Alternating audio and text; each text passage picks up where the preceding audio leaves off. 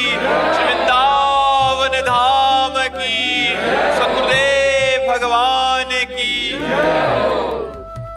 कल चर्चा हुई थी कि नाम जप करते हुए भी यदि 10 नामापराध बन जाएंगे तो नाम का फल गुप्त हो जाएगा, वो प्रकाशित नहीं होगा। नाम अविनाशी होता है, नाश तो नहीं होता पर गुप्त हो जाएगा और अपराध के कारण भजन में प्रवृत्ति नहीं बनेगी। कल के एकांतिक में प्रथम बिना प्रश्न के अपनी तरफ से चर्चा हुई थी। आज चर्चा हो रही है, यदि आप भगवत सेवा करते हैं, भागवत धर्म को धारण करते हैं, भजन करते हैं, तो 32 सेवा अपराधों से बचिए। बहुत सूक्ष्म है। इनसे क्या होता है, मन में उत्साह भंग हो जाता है, भजन का अरुचि हो जाती है, अविश्वास हो जाता है, फिर साधक डगमगा जाता है, काम क्रोध आदि के आवेश में आकर गलत आचरणों में उतर जाता है। यदि हम 10 नामापराध और 32 सेवा अपराध से बचकर श्री भगवान के शरणागत होकर भजन करें तो हमें एक नवीन उत्साह होता है भजन का। आज इतना कि आज और करें, और वो नवीन उत्साह हमारे समस्त भोगों के उत्साह का नाश करके, जो भोग भोगने की हमारी उत्साह प्रवृत्ति रहती है उसका नाश करके, उसे उदासीन बनाकर भगवान का प्रेमी बना देते हैं। तो अब सुनते हैं 32 सेवा अपराध से, जिनको हमें सुन करके अपने आचरण में धारण करके इन सेवा अपराधों से बचना है। पहला, भगवान के मंदिर में जब हम दर्शन करने जाएं तो यदि हम किसी भी सवारी से हैं तो 100 कदम पहले उतर जाएं। इन्हें की सीढ़ी तक हम कार में, यदि अस्वस्थ हैं, आपके पैर खराब हैं, तब तो कोई बात नहीं है।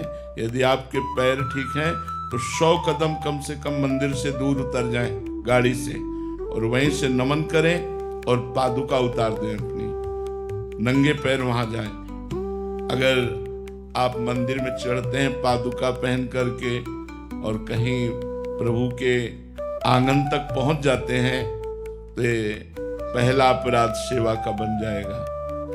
सवारी पर चढ़कर पैरों में पादुका पहनकर भगवत दर्शन के लिए जाना, ये सेवा अपराध है। भक्ति एक विशुद्ध समर्पण का भाव है। भरत जी महाराज जब चित्रकूट में पहुंचे तो अत्यंत सुकुमार श्री चरण भरत जी के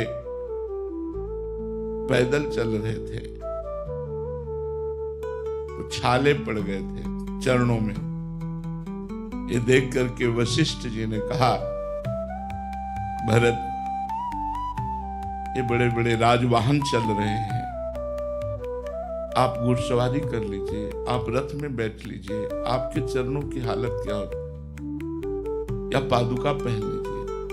भरत जी ने जो उत्तर दिया, सिर भर जाऊं उचित अस मोरा, सबसे सेवक धर्म कठोरा। प्रभु, जहां मेरे प्राण प्यारे भगवान श्री राम सियाजू के चरण चिन्ह हैं, वहां मैं पादुका पहन कर जाऊं, सवारी पे बैठ के जाऊं, उचित तो ऐसा है प्रभु कि जहां मेरे सिया राम के चरण है वहां मैं सिर के बल जाऊं, सिर भर जाऊं, उचित अस्मोरा। मैं अपने स्वामी के दर्शन करने जा रहा हूं, चल नहीं पा रहा हूं, लेकिन मुझे सिर के बल जाना चाहिए, चरणों से नहीं, क्योंकि चरण चिन्ह मेरे स्वामी के बने हुए हैं। भक्ति एक विशिष्ट भाव है जो भगवान को भी अधीन कर लेती है।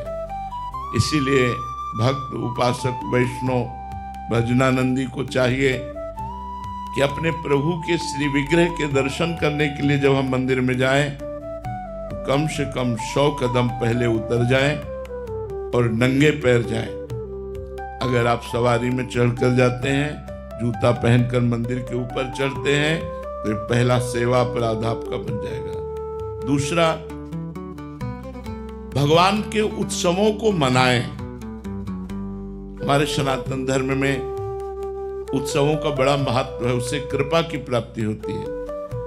जैसे रथ यात्रा है, जन्माष्टमी है, राधाष्टमी है, रामनवमी है, ये जो हमारे उत्सव हैं आराध्य देवों के, इसमें ये नहीं देखना चाहिए कि मैं कृष्णोपासक हूँ तो रामनवमी क्यों मनाऊं, मैं रामोपासक हूँ तो जन्माष्टमी क्यों मनाऊं। ऐसा भेद नहीं है। हम आनंदित होकर के जब कभी भगवान शिव के उत्साहपूर्ण उत्सव आते हैं, महाशिवरात्रि आदि, माता भगवती अम्बाजी के नौ दुर्गा आदि, तो हम उत्सव मनाएं। सनातन धर्मावलंबी इन उत्सवों की अवहेलना न करें। उत्सव न मनाना एक अपराध है। हम 4 लोग मिलकर के रात भर नाम कीर्तन करें तो हमारी कृष्ण जन्माष्टमी हो गई, भगवत कथा सुने रात में। रामनवमी के दिन खूब उत्साह पूर्वक भगवान श्री राम के पावन चरित्रों का गायन, श्री राम जय जय राम कीर्तन करें। शिवरात्रि, नौ दुर्गा आदि, ये जो हमारे सनातन धर्म के उत्सव हैं, इनको करना चाहिए। ना करना या उत्सवों में शामिल ना होना आपके सामर्थ्य नहीं है कि आप कर सकें, तो जहाँ उत्सव हो रहा है वहाँ घंटा 2 घंटा के लिए शामिल हो जाइए। यदि शामिल नहीं होते तो एक अपराध है। ये सेवा अपराध का दूसरा अपराध है। तीसरा, भगवान के श्री विग्रह के सामने जाकर प्रणाम न करना। भगवान के सामने गए, आप ऐसे खड़े, भगवान साक्षात विराजमान है। अर्चावतार भगवान के जैसे और अवतार हैं, ऐसे भगवान जो विग्रह में विराजमान है ये अर्चावतार है। तो भगवान के सामने जाकर के सबसे पहला काम होना चाहिए, साष्टांग प्रणाम करें, पंचांग प्रणाम करें। साक्षात भगवान विराजमान है, आप बिल्कुल संशय मत कीजिए।